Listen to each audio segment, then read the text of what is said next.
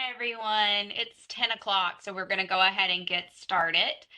Um, Thank you all for being here and joining us for the Society of Mississippi Archivists, our kickoff event for our annual meeting. This is the first time that we've ever done a pre-conference virtual table talk, so we are very excited to offer this to you today. My name is Carrie Massley. I am the curator of material culture at Mississippi State University, and I also serve as the immediate past president of SMA. And I have a really great connection with this group of panelists that you're going to be seeing present today. These are graduate assistants for the Division of Archives and Special Collections that I get to work with very closely. And I'm really excited for them to share the things that they have worked on while serving as a graduate assistant, the different materials that they have interacted with, and the ideas that they have gotten for teaching and research by doing the work here in the archives. But you didn't come here to see me. You came here to see our presenters. So at this time, I'm going to go ahead and turn it over to Heath, who is our first presenter, giving their talk on From Emancipation to Desegregation, Black Experiences Through Materials at MSU Archives. All right, thank you for that introduction, Carrie. Can everybody hear me? I want to take your silence as a yes. Good morning. My name is Heath Anderson, and I'm a PhD student at Mississippi State. Today, I'm going to lead off our panel talking about how Mississippi State's libraries and archives serve as an excellent location for research and teaching resources about America's long struggle for civil rights for all of its people. And here we have a brief outline of kind of some of the things we're going to be talking about today collectively. This is a picture of the front of the Mitchell Memorial Library at Mississippi State University. So specifically today, I will be discussing my role as a graduate assistant for the Frank and Virginia Williams collection of Lincolniana under the direction of Dr. Susanna Ural, our recently hired chair of Lincoln Studies with the Library and History Department. Now, if you're anything like me, you might ask yourself, what does the term Lincolniana actually mean? It's a good question, and that's why today I will be discussing how Lincolniana, or our Lincoln artifacts in Mississippi State, encompasses one of the largest private collections of Lincoln memorabilia in the world, and elevates Mississippi State's archives as an excellent institution to study civil rights in American history. Here we have just a brief picture of one of our galleries in the Lincoln collection, and a photograph, one of many photographs that the proprietor of the collection, Justice Frank Williams, has of a USCT regiment on the drill field. So leading off, I wanted to talk about some of the unique items we have in our collection that demonstrate how studying Abraham Lincoln's life and the Civil War era more broadly provide an excellent lens into America's first civil rights movement, emancipation, and the struggle for civil rights during Reconstruction.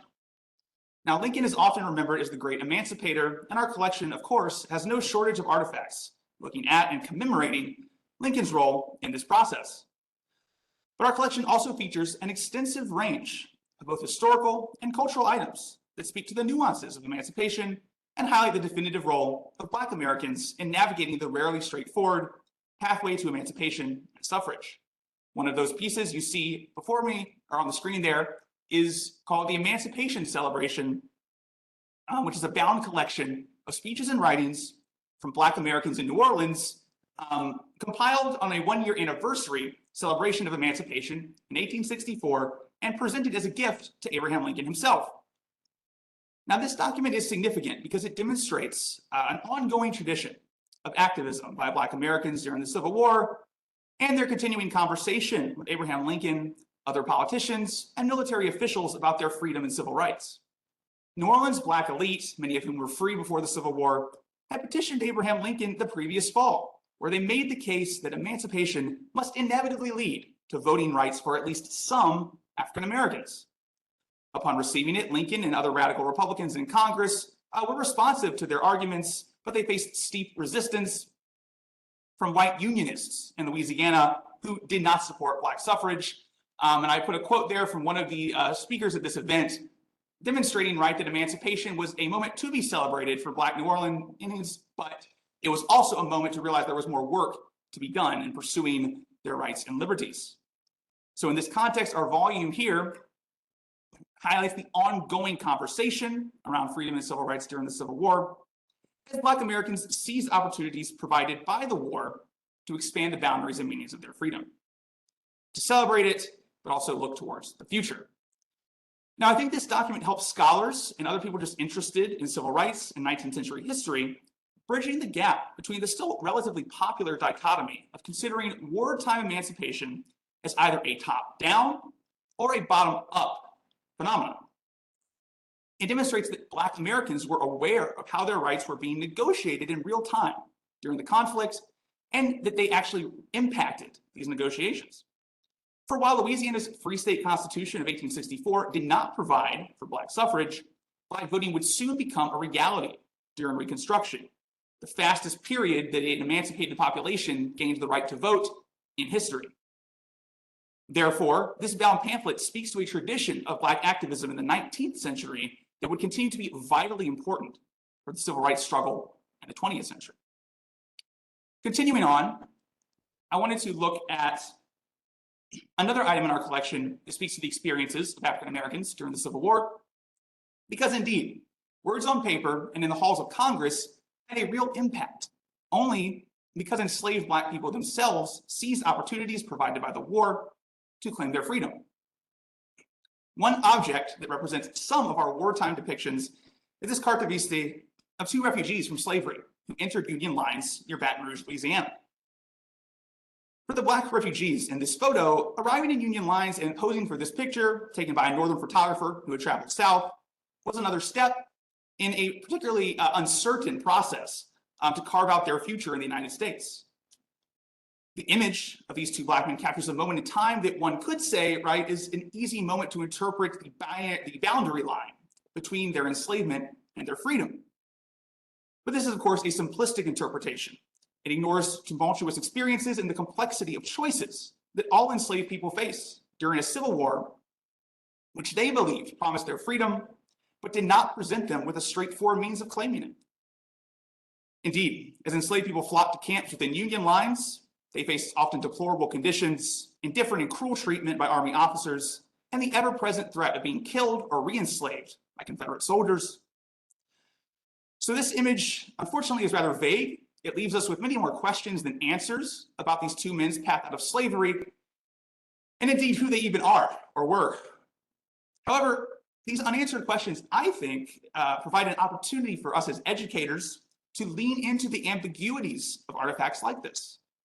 Because while certain details are not currently known, the photograph offers an excellent chance and opportunity for interpretation and captures the reality of emancipation as a frequently uncertain and difficult process, and not merely as one definitive act or moment.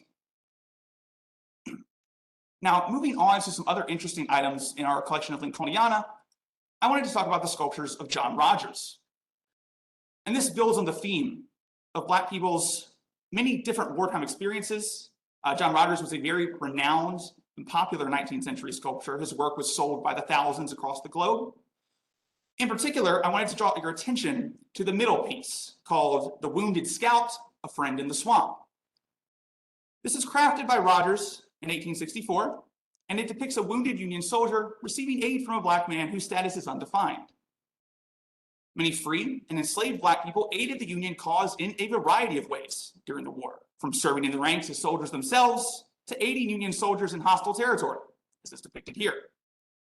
The sculpture highlights the personal risk undertaken by African Americans during the war, and of course, it demonstrates that they readily identified the cause of the United States as their own in securing their freedom, despite countless hardships, and the reality that most white Union soldiers did not consider emancipation the war's primary goal. As the other Rogers sculptures I include here demonstrate, we have an extensive collection of his work depicting Black Americans' experiences and struggles during the Civil War, and how they exercised their agency in looking toward the future. Rogers' work was, like I said, very well known in his day, and this context is helpful for showing how these pieces of material culture tell us what emancipation, the Black experience during the Civil War, are an intrinsic part of all narratives of this period. Now, in wrapping up my remarks, or before I do, rather, I wanted to mention our partner collection, the Ulysses S. Grant Presidential Library, which you can see one of the galleries pictured on the left. Housed alongside our Lincoln collection, the Grant Library contains its own collection of artifacts, as well as a hard copy of all of Ulysses S. Grant's personal papers. The combination of these two repositories is representative of the institutional strength of Mississippi State's libraries and archives for studying civil rights in the 19th century. And U.S. Grant is sometimes referred to by historians as America's first civil rights president due to his actions suppressing the Klan during Reconstruction. The Grant Library, therefore, bolsters our ability to engage with the important topic of researching and teaching America's long and continuing struggle with civil rights and creating a more equitable society. On the right is an item from the, actually, this is a Lincoln item, but it sort of connects Grant and Lincoln in the way that it's a celebratory broadside about the 15th Amendment. What Grant believed was the nation's foremost civil rights triumph during Reconstruction and enshrining in the Constitution that states could not discriminate by race when it came to voting, something that had not been legally laid out before. Therefore, the collection's story of Abraham Lincoln, emancipation, and civil rights is not, this is an important point, not a one-sided narrative that focuses exclusively on Abraham Lincoln or any single narrative of his life and the war years. Instead, through the leadership of Dr. Ural and the other great archivists and scholars we have here, fortunate to have here at Mississippi State, we are constantly working to explore and use our collections, and we believe using them is key, both with our students, our grad students, and with the public. We have numerous events, speakers, we're building a whole institutional capacity here. We understand that just as the civil rights movement of the 1960s did not begin out of nowhere, neither did emancipation and the abolition of slavery during the 19th century. To take and finish on one renowned example of that more well-known era of civil rights, when Dr. Martin Luther King Jr. gave his famous remarks at the Lincoln Memorial, he did not reject American history. Rather, he appealed to it by grounding his hope for the present and future in the struggle of generations long past. He called on all Americans to live up to the promise of our nation's founding. While times had changed, the issues at the core of King's remarks were central to the lived experience of Abraham Lincoln and Black Americans in the 19th century and the Civil War era. I hope the artifacts I share today encourage you to consider engaging with our collection of Lincolniana in your own teaching on these subjects, and I will now turn it over to our next panelist, Ben Hillerman, to take our work forward into the 20th century. Thank you. Thanks, Heath. Hello, everyone. My name is Benjamin Hillerman. Can everyone hear me? Looks like, yeah. Hello, my name is Ben Hillerman. I am a master's in history student here at Mississippi State University. I'm going to be telling you about some of the materials we have in Mississippi State's extensive architectural records and how those materials can be used to examine Black experiences in the South with a focus on research and instruction. By looking at schools, hospitals, and segregation as part of what I'm going to call the built environment, we can use architectural documents to better understand the everyday lives of African Americans in the South from the 20th century into the present day.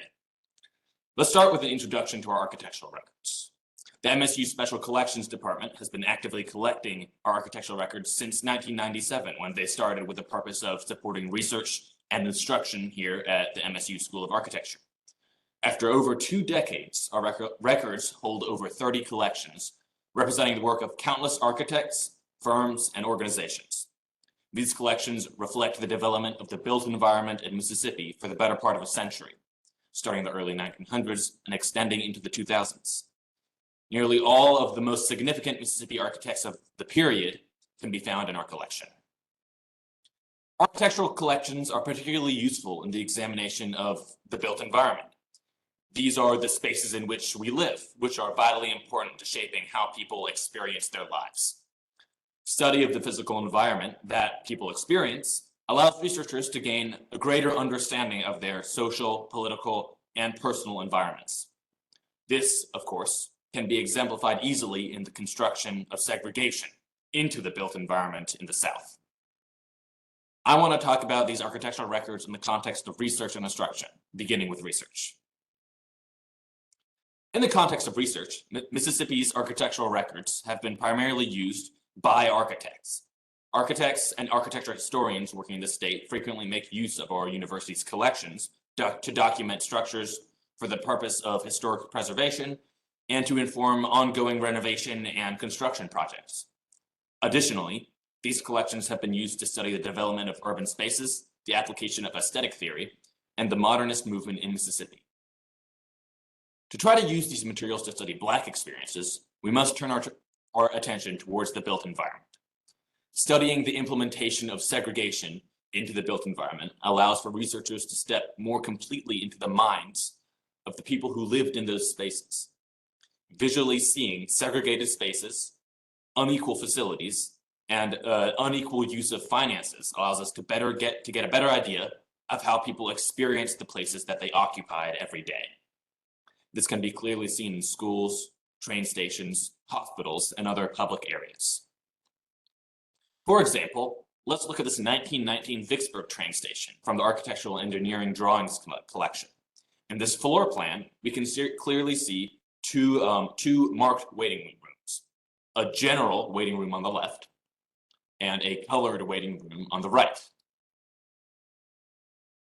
In each waiting room are 2 bathrooms. Aside from the separation of spaces, this train station lets researchers plainly see the inequality of these spaces. In the colored waiting room, the colored waiting room and bathrooms are much smaller than those of the general waiting room. And while the 2 spaces have relatively similar accessibility, the colored waiting room is pushed up against the baggage room. From this, we can envision people in a smaller space with less access to bathrooms constantly being disturbed as other people push through the room trying to get access to the baggage area. Jumping forward a decade to this 1926 station in Pascagoula, Mississippi, from the same collection, we can see many of the same themes.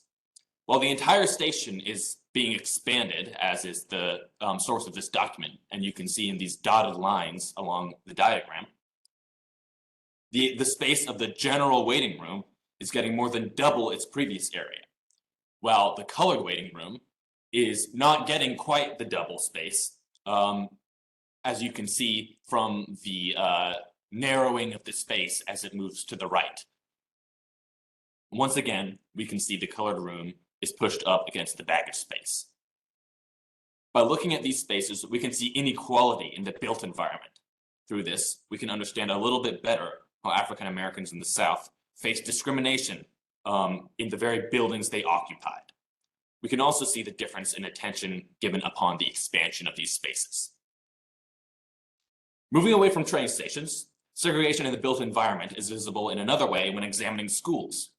In the South, it is not uncommon for architectural records to show a continuity of segregation before, during, and after the Brown v. Board decision.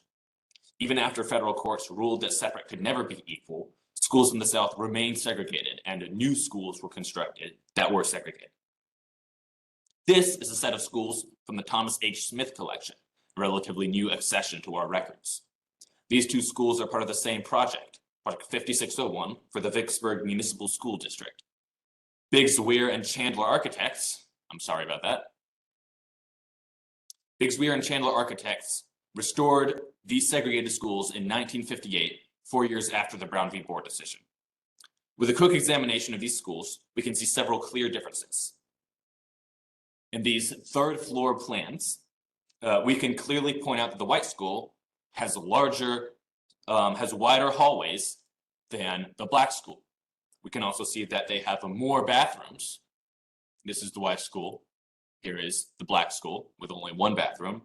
And while the colored school is larger, its classrooms are slightly smaller than those of the white school. Visually seeing these differences in the plans of prominent architects can give researchers a clue into the social and political climate in these spaces at this time.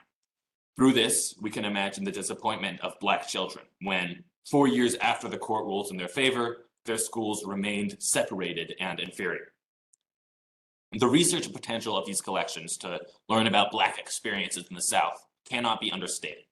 And researchers will find that while laws have changed, the legacy of segregation remains in the built environment. Today, these buildings remain in use. While many have new names, new paints, and new signage, these spaces often remain the same. Moving into instruction, I want to briefly describe how our collections have been used in the past. The primary instructional use of our architectural research, our architectural records, have been for the School of Architecture. Mississippi State University is the only university in Mississippi with a School of Architecture, and the students and faculty routinely use these collections to support their teaching and learning. These projects range from inspiration for first-year students to preservation and research for new projects for higher level students and faculty. Using architecture in the instruction on civil rights uses all the same kinds of documents we've been looking at up to this point. Blueprints, maps, and other materials can be used to describe the significance of the built environment and the ongoing legacy of segregation, constructive segregation. In an archival instructional session centered around civil rights, these kinds of documents can be displayed alongside flyers, journals, posters, and other more conventional civil rights materials. Blueprints, however, are pretty. They're eye-catching. They're easy to flip through and great for letting students or the public visualize these separated environments. Blueprints such as these two Madison schools can easily be used alongside documents, books, and other materials to put the experiences of Black Americans into a visually spatial context. In addition, these sources can be used to show how architects repurposed and reimagined segregated spaces as schools, hospitals, and other civic buildings were integrated and renovated. Buildings get renamed and repurposed all the time, their original roles obstructed by new names and new constructions. Architectural records create a string tying the past to the present, where you can see that legacy of constructive segregation. Architectural collections contain more than just drawings. Returning to the T.H. Smith collections, we can look at these same two schools we looked at before and find a wealth of documentary records, including lab inspection reports for concrete testing, punch lists, and correspondence from the architect's professional records. By examining these correspondence, specifically payment requests, we can visually show the difference in funding used for each school. As a reminder, these schools are part of the same project being worked on by the same firm in the same city. Now, these are two payment requests for two different parts of this project. These projects are divided by item, each representing an area of business that needs attention for each particular project. This particular case, there are three different items of attention here: general construction, electrical, and mechanical. And each school has to have these three items. So they are labeled in this project items 1 through 6. For each school, these two payment requests are for the same item, plumbing and mechanical work. As you can see, item 6 for the white school, and item 3 for the Black school. For each school, this request is the same. Understanding that this is the same plumbing and mechanical work being done on both schools, we can look at the contractor and see that there are two different contractors being hired for each school, one for the white school and one for the colored school.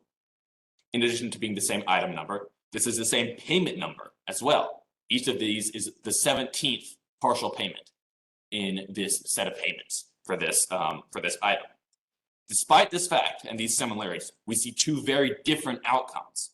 For the white school, we see that after a careful evaluation of the completion of the job, leading to a 99.4% completion, there is a payment of $7,556.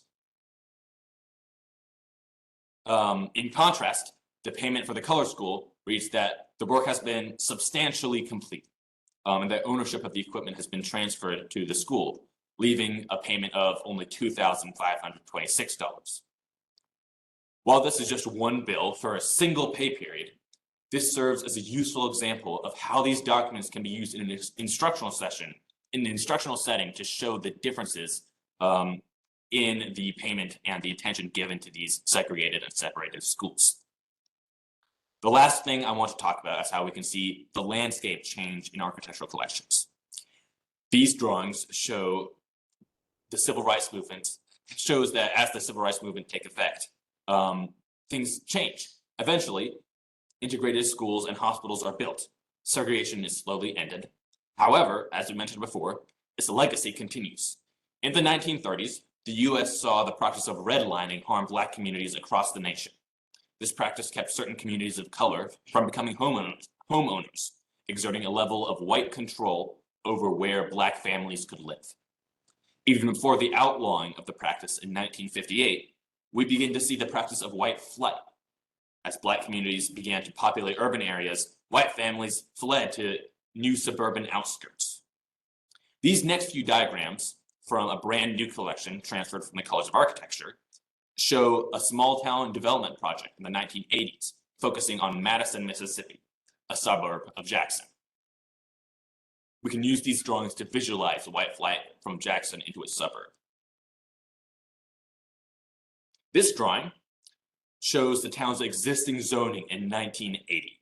The yellow represents residential, and as you can see, a good portion of it is already suburbia. Here, you can see this project's plan for the expansion of the town, most of which is planned for higher income single family residents, which would primarily apply to higher income white families. Madison is a prime example of a community that was built out of white flight for white families to flee to a suburban area outside of an urban center of Jackson's. These kinds of drawings, along with material on suburban houses, urban residential complexes, and city zoning, can show the legacy of segregation, redlining, and white flight as it exists in the present. Architectural collections have a diverse portfolio of scholarly and instructional uses, especially in the context of Black experiences in the South. I primarily emphasize the potential of studying the legacy of segregation in the built environment as a way to understand the spaces that Black Southerners lived and worked in, and from that to gain a better understanding of their experiences. That's all I have for you today. I'm going to turn us over to my colleague, Carly, who's going to talk to you about some of our digitized materials. Thank you.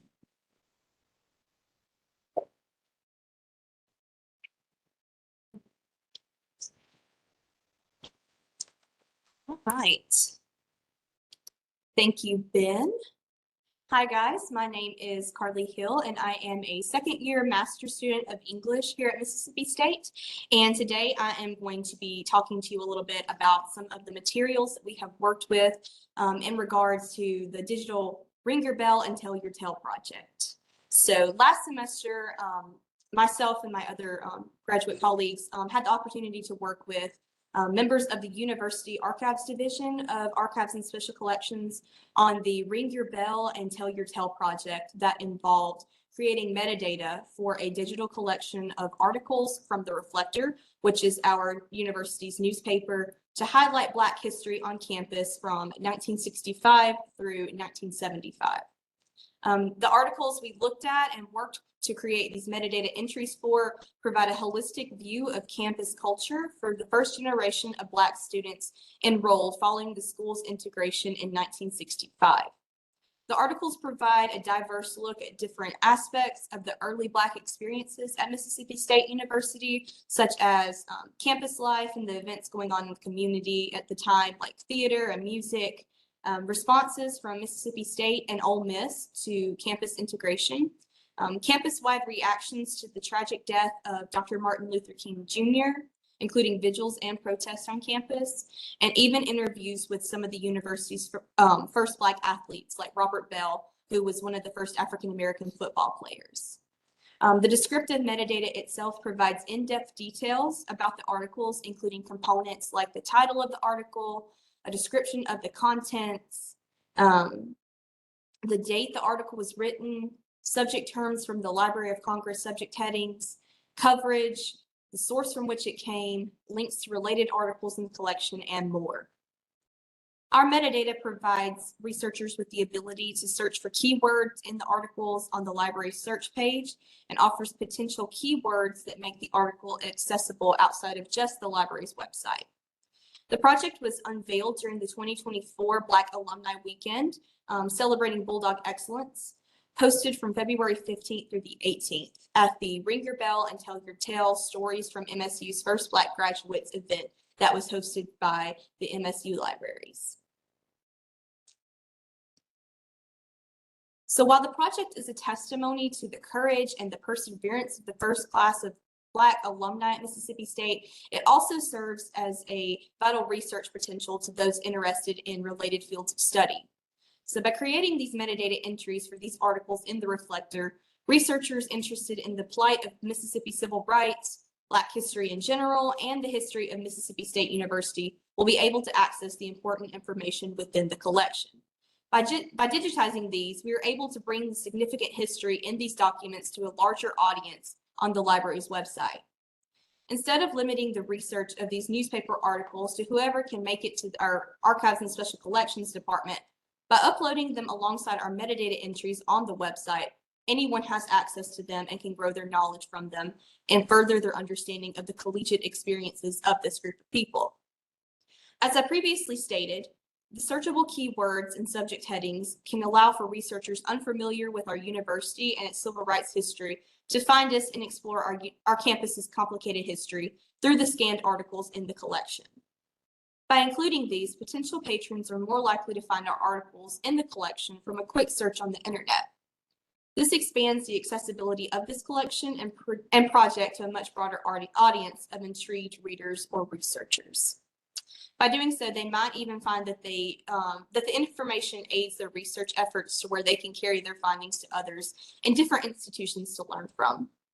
The goal of this project and collection is, of course, to create space to explore the personal attestations of the first Black alumnus, but it is also to present their stories to a wider audience that will be able to academically appreciate them for their research potential. I now want to take some time to show you guys a few examples of the entries that I have been discussing. So I picked 3 articles that I personally looked at and completed metadata for myself, and I think that they give you a really good look at different aspects of the early Black experience on Mississippi State's campus.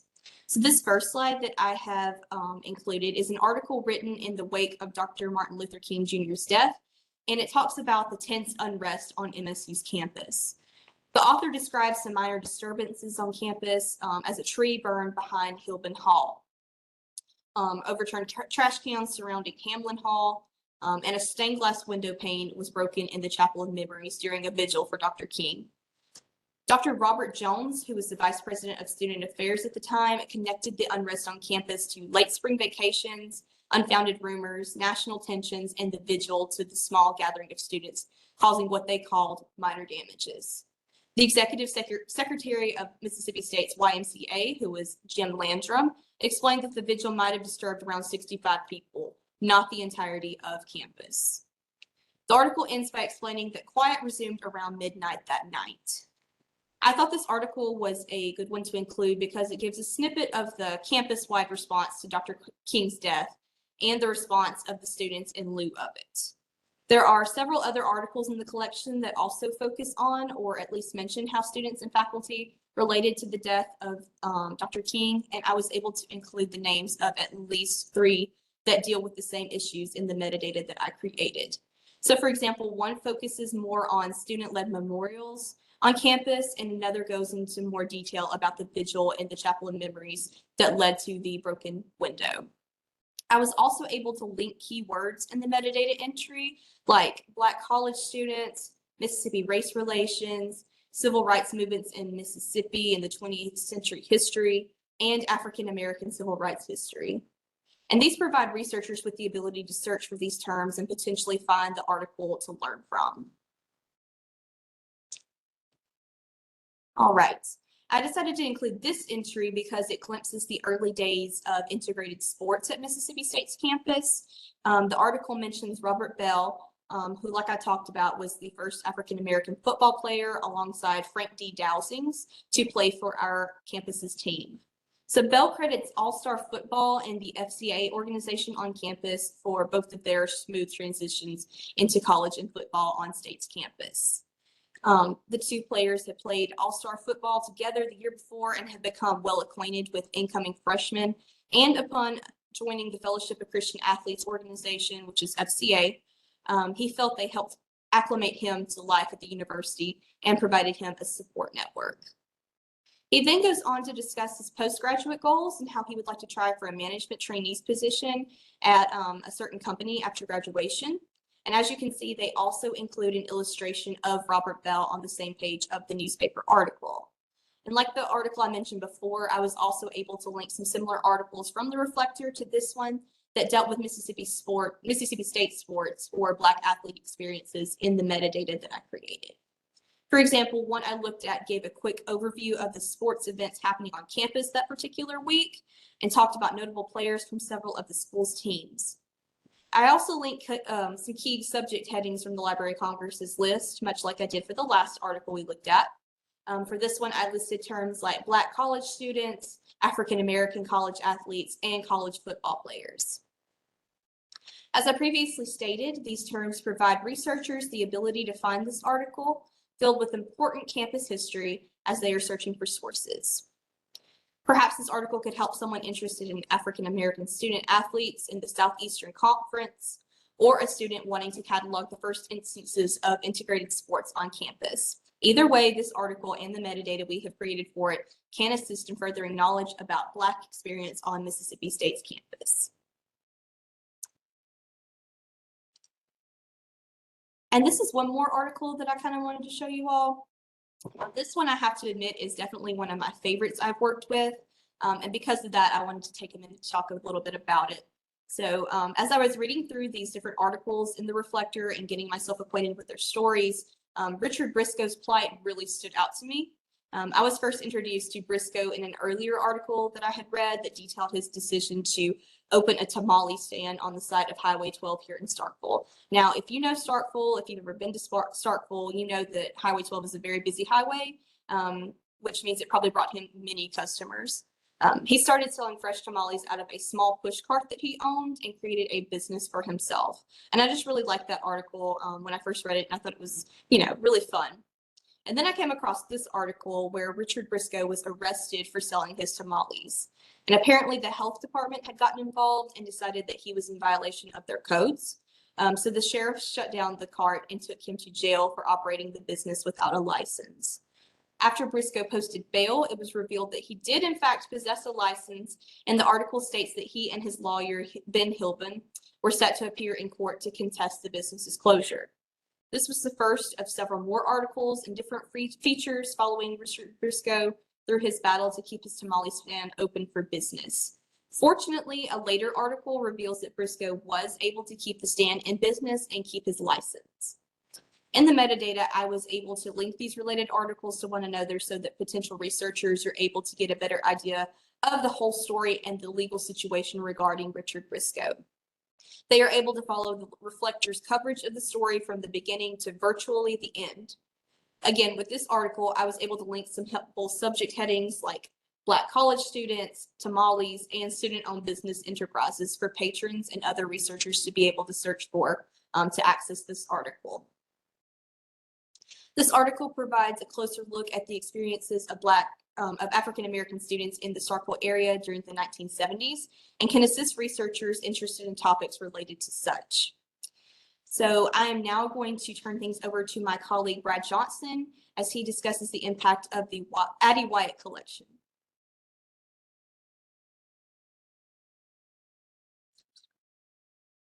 Thank you, Carly. Hello, everyone. I am Brad Johnston, and I am a PhD candidate in Mississippi State University's History Department, and I am also a graduate assistant in the Archives and Special Collections Division. And in consonance with the panel's theme of a long civil rights movement, my presentation is a document from the height of civil rights activism in the late 1960s. It is a 10-page photostatic report on Operation Breadbasket, which was an economic initiative undertaken by the Southern Christian Leadership Conference to economically integrate Black Americans into the U.S. economy. The document itself outlines breadbasket's origins, the conditions that Black Americans faced in Chicago specifically, and breadbasket's relevance for the nation as a whole, as the civil rights movement strove to achieve economic and racial equality for Black Americans. There are three themes in this document that I would like to point out: a religious theme, an economic theme, and a regional one, to show this document's relevance for historians and researchers and its potential place in contemporary research on civil rights history. But before that, I will briefly discuss the collection that this document is drawn from. So this document is pulled from the Addie Wyat collection, which the Archives and Special Collections Division acquired in 2022. The collection arrived in roughly 13 boxes containing significant amounts of correspondence between the United Packing House Workers of America, which was a labor union, and the various meatpacking and canning companies in the Great Lakes area that UPWA members worked for. Addie Wyat joined the UPWA in 1942 and became a lifelong member and officer in the UPWA, though the bulk of her work spanned between 1950 and 1970, which is also reflected in the collection's bulk dates. Wyat shared the UPWA's outlook that labor and civil rights activism went hand in hand. The Operation Breadbasket document expounds upon this belief in its assertion that Black Americans' economic equality was a prerequisite to racial equality. At a time when many people could look to the Civil Rights Act of 1964 and the Voting Rights Act of 1965 with satisfaction, because both of these items signified the federal government's committed stand against Jim Crow segregation, the document urges its readers to look beyond those big picture items to see the effects of segregation on the ground in Chicago and the efforts that would be necessary to reverse it. So, turning to the document's first theme that I wish to discuss, the document very early establishes a religious motivation and purpose behind breadbasket in the statement, reading, quote, "The basket was not only a convenience, but a symbol of abundance. For Black people who have known very little abundance and a great deal of abandonment, Operation Breadbasket bears a significance far beyond its name." So looking back at the 19th century, in reference to my colleague Heath's presentation, the Civil War presented Black Americans an opportunity to participate in the abolition of slavery and to join the Union or the United States as full citizens. And though slavery ended with the war, Black Americans found themselves in a different exploitative system roughly 20 years later, known as Jim Crow, which remained in place throughout the southern states well into the 1960s when this document was penned. Hence, the document's assertion that Black Americans had known abandonment, but not abundance. The operation's designated name, Breadbasket, thus symbolized the moral aspects of the struggle for economic integration and the fact that it drew on Christian themes in order to make the case for economic and racial equality. But of course, a very closely tied and overlapping theme is the economic one, which consisted of direct civic action to quickly improve Black neighborhoods' economic well-being. The authors called on, quote, major firms with outlets in ghetto communities to carry their load in the rehabilitation of that community through redistribution of jobs, distributorships, distribution of commercial accounts, dealerships, and specialized franchises. Businesses saw impoverished Black communities in Chicago as an outlet to sell basic items at exorbitant prices. Moreover, the document's authors noted that said businesses refused to hire workers from the impoverished communities in which they operated, and such predatory business practices essentially condemned the impoverished communities in Chicago into a cyclical poverty. Community action, the document outlined, coordinated by ministers and lay people, could pressure these businesses to alter their hiring practices by threatening boycotts against businesses that refused to hire Black workers. In the meantime, activists would oversee cooperative community programs to ensure that basic staples, such as milk and bread, were distributed to people in need. And so overall, through community self-help and not outside philanthropy, the impoverished Black neighborhoods would be able to lift themselves out of poverty. The third theme, which touches on the significance for this document beyond the bounds of Chicago, is a regional theme, more specifically the issue of segregation nationwide, which indicates that breadbasket was significant not just for the Black Americans of Chicago, but throughout the United States. if we take a moment to have a wider lens view of it, Jim Crow segregation proved so violent in the southern states that a Black migration occurred between the 1870s and 1920s, in which millions of Black Americans sought a better life and income away from segregationist state governments, exploitative sharecropping systems, and the threat of lynch mobs that were a constant fact of life in southern states. However, for many of them who moved north, they only found poverty in overcrowded slums and a similarly exploitative industrialized labor force in places like Chicago. In fact, Addie Wyat's own life story is certainly one part of this big picture movement of Black Americans from the southern states to the north in hopes of a better life. However, the document points out that Chicago is experiencing interlocking, quote unquote, tensions with the southern social system of Jim Crow, King Cotton, plantation feudalism, and poverty thrust in the taut balances.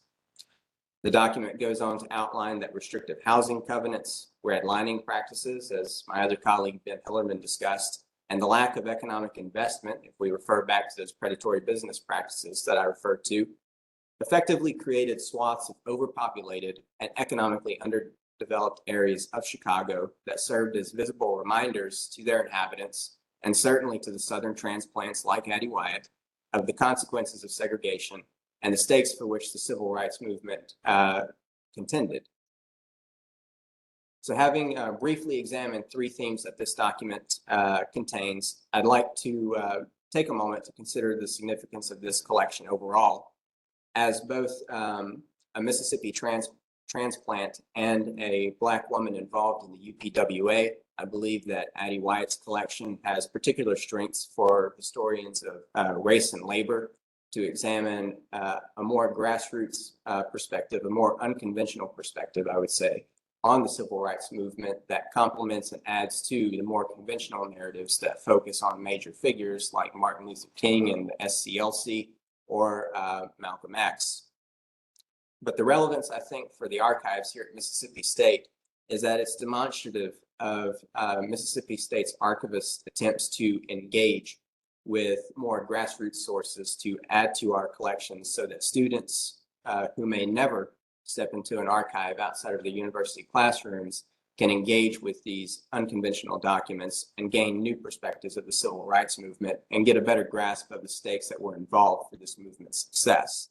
And I think this points to a broader effort among archivists generally to try to add non-white sources to their archives to complicate and improve our understanding of the civil rights movement beyond the perhaps textbook conventional narratives that we would have in schools or even in typical undergrad classes.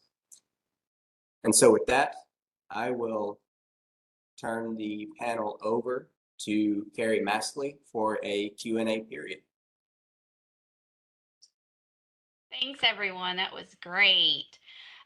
So yeah, we have about 12 minutes to take some questions from the audience. Feel free to type your questions in the chat box or use your microphone to actually speak to our panelists.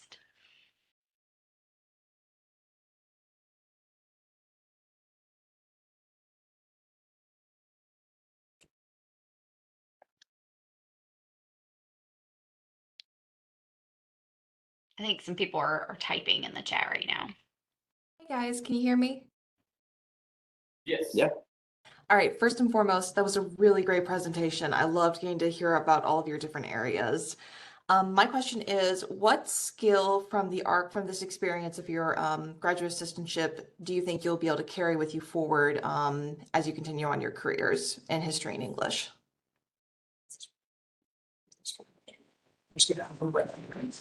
I guess I can answer it first. I think for me, when I entered grad school, I intended to obtain a PhD in order to become a history professor. And we're taught skills and history graduate courses on how to read books, how to dissect them for the arguments, and how to analyze their supporting evidence. But I think this graduate assistantship has provided a good complement to that because it's given a PhD candidate like myself the opportunity to see how archivists prioritize collections. How do they curate them? How do they process them? What factors go into organizing a collection, and how are limited resources managed in order to maximize the research of grad students like myself, or the professors who would come in and use archives for their own research. So I think it's given me a new perspective that I will take into the history field. Hey, to answer that question, for me as an English grad student, I think the thing I'm going to take from this most is going to be the ability to, research. When I first started grad studies, I, kind of came from a focus of looking for journal articles online, not really getting into the archives or the, different facilities that the library has. But now, being able to work hands-on with these different, materials and different sources and stuff, being able to take that back and use them in a way that's fruitful for my research, and my potential future endeavors and stuff. So I really feel like my new research, knowledge is going to be really helpful for me.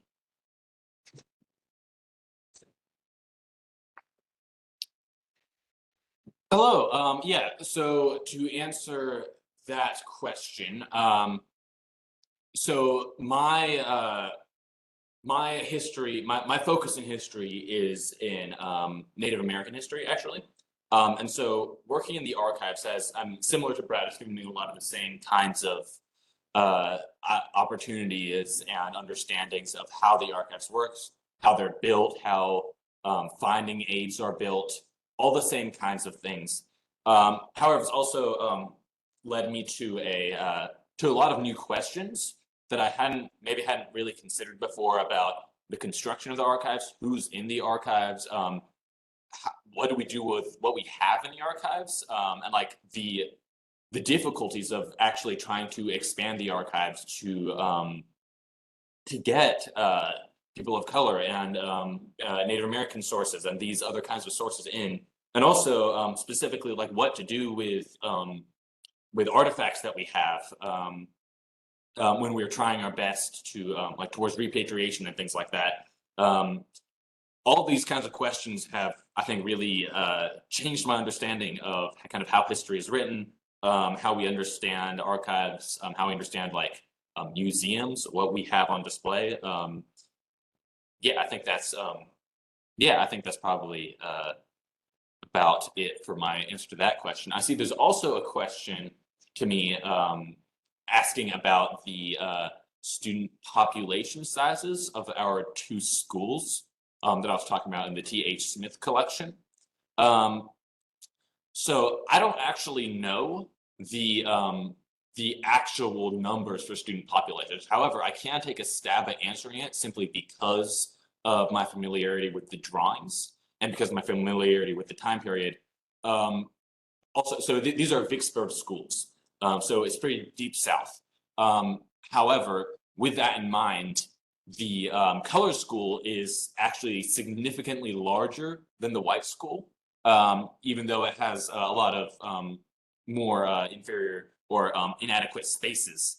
And so I would guess that if they went to that length to build a larger school, while they're kind of giving greater attention to the white student facilities, I'm guessing that the color school has a significantly larger population if they put that much effort into it. That's my best guess for that one. But however, I'm sure that the actual documents have it in there. I just have not come across that. Just take that question to you in chat. Yeah, sure. So I noticed there's a question for me, how, the Reflector collection could be used for research. And the question was, how could we use it in teaching? So personally, as a English grad student, I am currently teaching composition 1 and 2. And a lot of our focus has been on, looking for these useful sources, both first and secondary sources. So I feel like kind of, showing my students that these sources are out there, these resources are available to them, in the archives, online, stuff like that. That's going to be helpful for them as they start to formulate their own arguments about things. And just showing them, there's a variety of different sources out there for them to be able to access and stuff. So.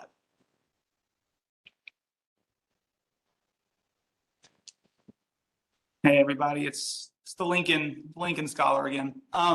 Yeah, I'll just echo what all my colleagues have said here. I see myself very much as a historian and a writer first. And so this opportunity really connects with my research interests, the Civil War era, Reconstruction, very deeply. So it's been a great opportunity for me. I will also say, just to give a compliment to all the archivists here, one thing it has taught me is that managing collections is really hard work. And that it is a lot different in many ways than historical scholarship, but it's also super important for historical scholarship. And for me, a lot of my sources in this day and age have been put online and have been digitized, and I use a lot of those in my dissertation. So really working with the Frank and Virginia Williams collection of Lincolniana has really shown me that there are a lot of unique items in archives that are just sort of there waiting to be interpreted and waiting to be used, both for teaching, both for scholarship. And it really just needs to be something I think that scholars are aware of, and there's a back and forth communication. So I think for me, it's been, and also just seeing how, what our approach is here at Mississippi State and how we really try to use our collections. We really try and bring students in, and we try to bridge that barrier between sometimes I think fields like history or library studies and archival studies that sometimes are in their own different camps. So I think for me, it's been really an enlightening experience in that respect. Do we miss any other questions in the chat? I don't think so. Jan has a question about how we acquired Addie Wyat's collection. Jan, our coordinator of rare books, Fred Smith, is very good about keeping his ear to the ground on Mississippi related collections. And he has a lot of contacts. So he was, through his contacts, he was able to hear about this collection, and he was able to acquire it for MSU libraries through the estate.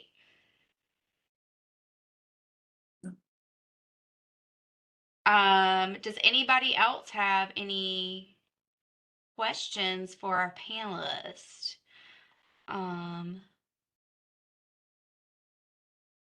Someone wrote that it was a wonderful and informative and unique program, and I can't say that I disagree. Well done, everyone.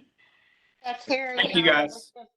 if I can just comment, I'm Kate Gregory. I am, until Friday, the president of SMA this year. And I just want to take an opportunity to also say what a great presentation this was. Tell all four of you thank you for everything you said and all of the hard work that you have done at Mississippi State. And as one of the archivists at State myself, I also want to shout out Carrie, who has put this grad program together and has generated, I think, a lot of really great work and learning experiences for everybody involved. And I'm thankful that we got a chance to show that off today. But again, really great presentations. I'm looking forward to seeing all of you who are going to be attending the conference in Jackson this week. And if you have any questions about logistics of that, please feel free to contact me or Miranda Vaughn or Carrie or really anybody else on the SMA board. Yeah, working with these students is my favorite part of my job, even though I feel like I'm kind of pulled in different directions and don't get to spend as much time as I would like to them to on a daily basis. But working with these four has been a treat this past year. We have some great students who have obviously learned a lot from the archives. So very proud, very well done. So round of applause to each one of you. this recording will be made available shortly. Once it has generated, I'm going to upload it to our YouTube channel, and I'll make sure to send links out to that over the SMA listserv, and I probably will also send it across the SAA listserv. So be on the lookout for that. And thank you to our participants for being here today. We really appreciate it. I think we had 24 in attendance at our peak. So not bad. So thanks everyone. And I hope to see some of y'all tomorrow and Friday at our actual annual meeting. So have a great afternoon, everyone. Thank you. Thanks, everyone.